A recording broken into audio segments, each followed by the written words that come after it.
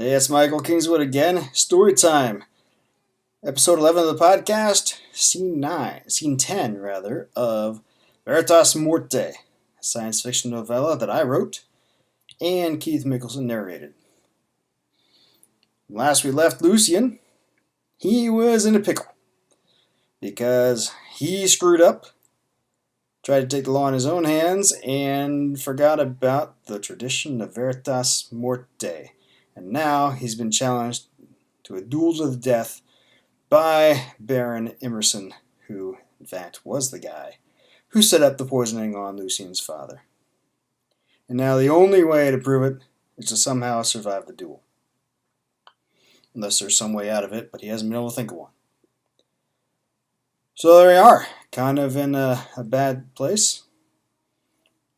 Let's see what happens next.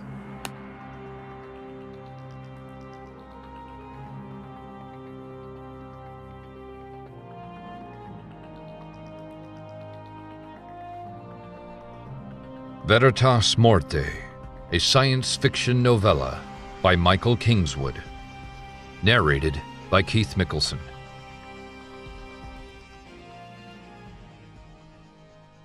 The servants had cleared out the throne room for the occasion, and now the only furnishing remaining was a block in the center of the room that held two dueling rapiers, points down and ready for drawing. Lucian rolled his shoulders, staring at the block from his position at the foot of the throne's dais, and trying not to let his nerves get the better of him. It was a difficult task. He had fought countless times in the ring, engaged in unnumbered duels, but they had all been for practice or recreation, with dulled blades and blunted tips. This was real, and those swords could cut or kill a man, could kill him with ease. Across the room, Emerson was completing his final preparations. He was stripped to the waist like Lucian, wearing only bagging dueling pants that were cinched at the waist and ankles. Also, like Lucian, he was barefoot.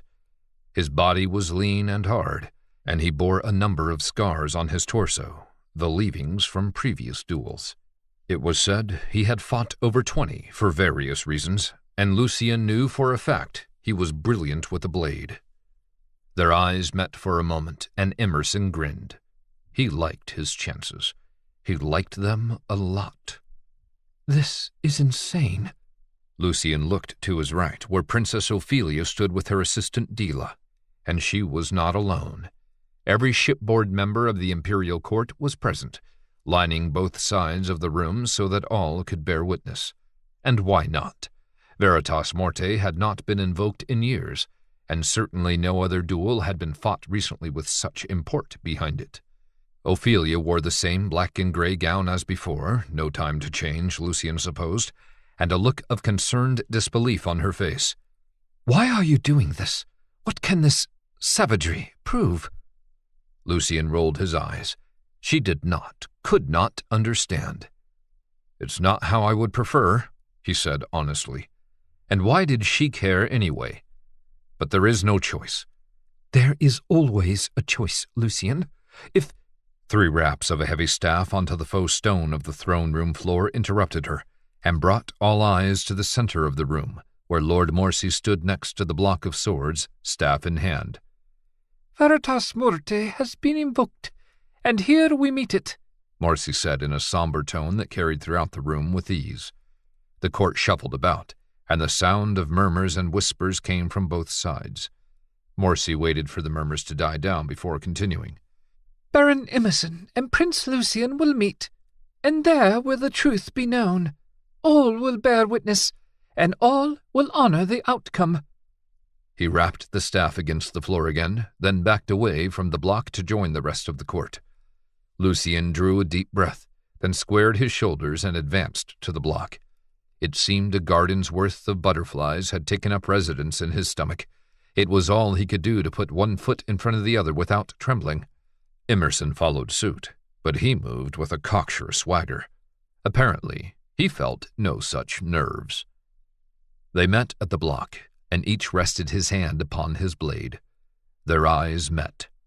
"You were supposed to die with him, you know," Emerson said quietly enough that no one but Lucien could hear it.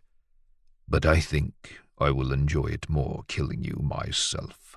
He sneered and withdrew his blade with a flourish, then stepped back 2 paces and into on guard.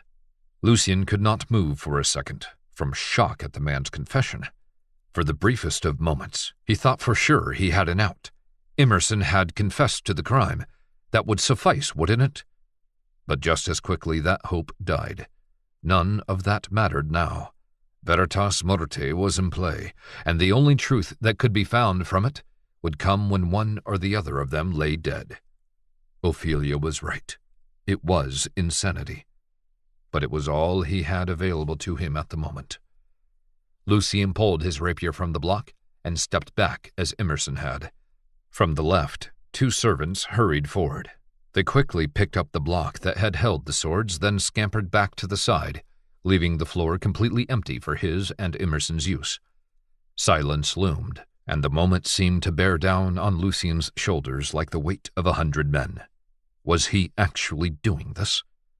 "Begin," intoned Morse from the side. Emerson came forward in a dash, his rapier flicking toward Lucien's eyes. He twisted to the side, avoiding the attack, and countered with a thrust of his own, but Emerson danced away from it easily. They circled for a moment, making small feints and probes, but neither committing. Then Emerson came, this time dancing to the side before coming low with a thrust at the hip. Lucien parried, but the angle was wrong to get in a counter, so he just retreated. On it went like that for several passes. Very quickly, Lucien realized Emerson was toying with him, getting a feel for his strengths and weaknesses while baiting Lucien to take advantage of openings he wanted him to see. The first of those traps almost ended the duel right then, but Lucien managed to escape with only a small cut on his side. From then on, he was more cautious. Of course, that gave Emerson the advantage of initiative, but Lucien could not see how to change that. Every move, every feint, every dodge, Emerson saw through them all and had a deft counter prepared. Lucien leaped backward from a particularly vicious riposte, but not before he received a cut to his left pectoral.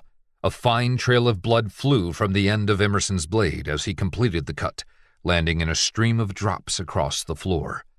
Off to the left, Lucien heard a gasped inhalation, and he looked aside quickly to see Ophelia covering her mouth in shock.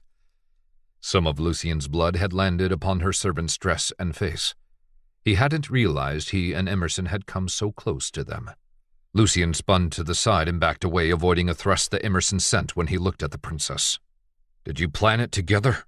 he asked in the same tone Emerson had used in his confession. "You and her?" Emerson blinked and paused to glance aside at the Capistrani princess for a second. Then he snorted. "She hasn't the stomach for such things. She thinks talk will solve all of her problems." He shook his head and advanced again. "Fool." That was an interesting thought to come from the Minister of Diplomacy. Lucien retreated, getting back into the center of the room while parrying near-continuous thrusts from Emerson. His chest and side burned from the 2 cuts, and his body was slick with sweat. But Emerson seemed unaffected by his exertion, and he kept on coming. It could not go on this way. Sooner or later he was going to slip or tire, and that would be it. Emerson darted to the left, thrusting at Lucien's hip again, but he left his body turned a little too much toward Lucien. He darted forward and twisted his body so that Emerson's thrust slipped harmlessly by, then followed up with a thrust of his own toward the minister's solar plexus. For a second, he thought the attack was going to strike home.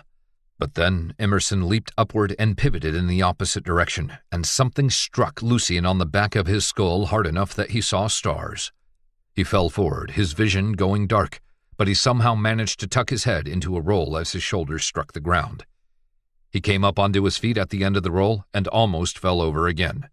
The room spun around him, and he could hardly tell which way was which, but he could not afford to stop moving. So he ran to the left, or he tried to run. His legs gave out beneath him, and he fell, this time landing on his side. "Keep moving." He rolled to the side, and something clinked off the stone behind him.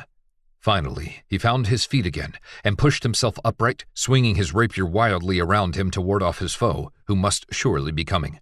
And sure enough, No sooner had he come fully erect than he saw Emerson. The minister actually was forced to retreat by Lucien's wild swing, and he counted himself lucky. He gathered himself, his ears still ringing from the blow despite the world's spinning having slowed. He tasted blood and spat out a mouthful of red onto the floor. Emerson paused, looked him up and down, then grinned and made a quick salute with his sword. The pommel of the weapon was bloody where it had struck Lucien's head, apparently. Then he came again.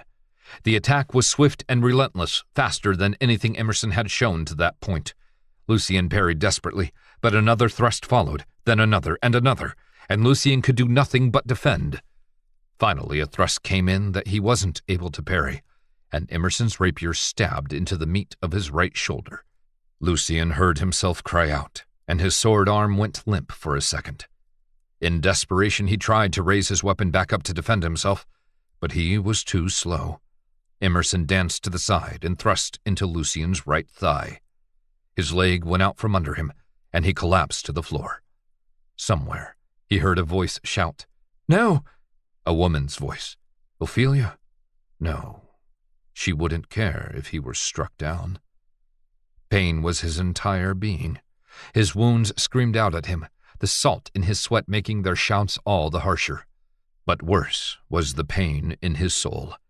Emerson had betrayed him, taken away everything, and now he was going to take his life. No.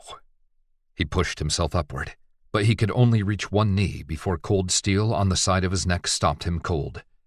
He looked up into the eyes of his his would-be killer, and Emerson grinned in triumph. "Goodbye, Prince Lucien." He began to draw his sword back for the killing blow. No! Lucien heard himself roar something.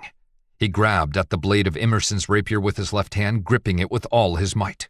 The minister's eyes widened, and he pulled the weapon back.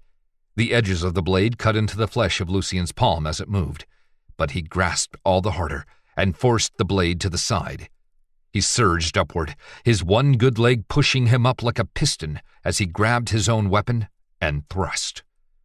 Emerson's eyes widened in shock and disbelief, and his mouth dropped open.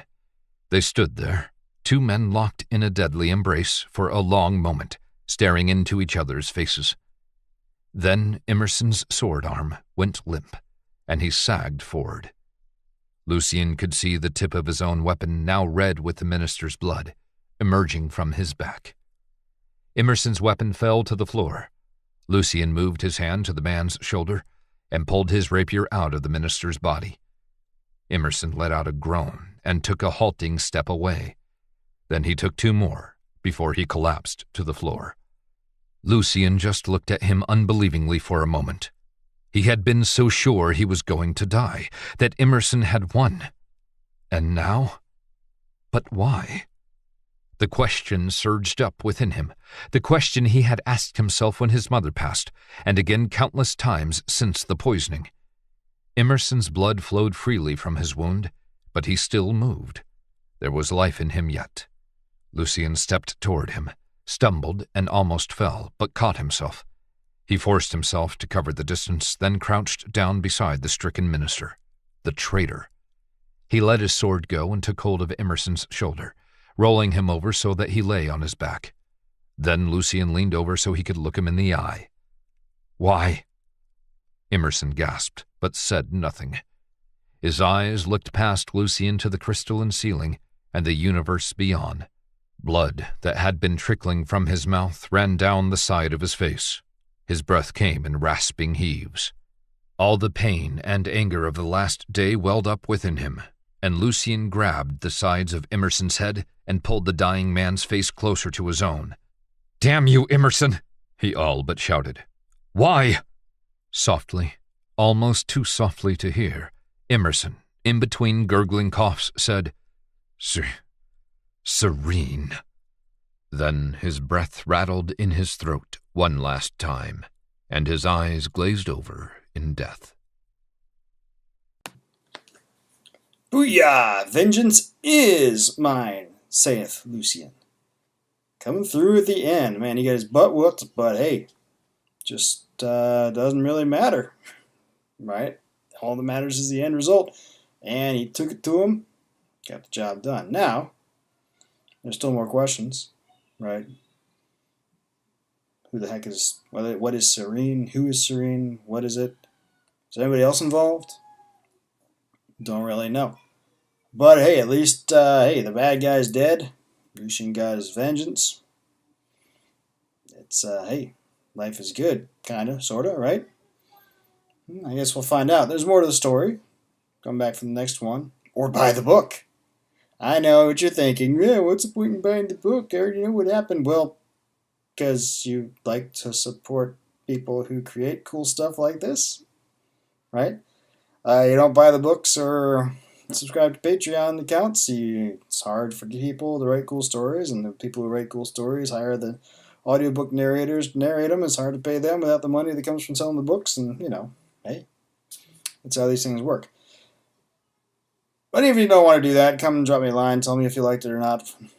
Come sign up for the newsletter on the website so I can tell you when the new books are coming out. And, well, worst case, we'll just see you here next time. Even if you don't buy the stuff, I still love you anyway, kinda, sorta. Right, have fun, don't do anything I wouldn't do.